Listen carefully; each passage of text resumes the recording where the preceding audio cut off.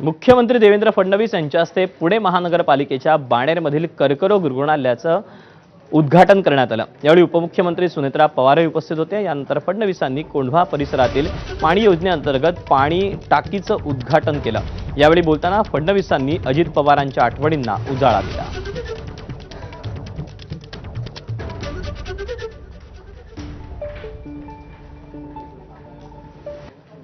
मला माहिती आहे पुण्यामध्ये सगळ्यात जवळ आपल्या मोठ्या गाड्या आहेत। कृपया आमचा पांगळा वाढवू नका। आपल्याला पंतप्रधानांनी सांगितल्याप्रमाणे शिस्तीत सगळे वागा। आता आमच्या मागे सगळे गाड्या घेऊन फिरा असं कुणी करू नका, एवढीच आपल्या सर्वांना विनंती करतो।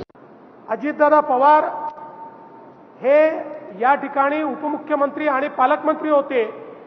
दादांनीही सातत्याने या योजनेचा आढावा घेतला। ही योजना वेळेत पूर्ण झाली पाहिजे, लोकांना पाणी मिळालं पाहिजे याकरता ते आग्रही होते।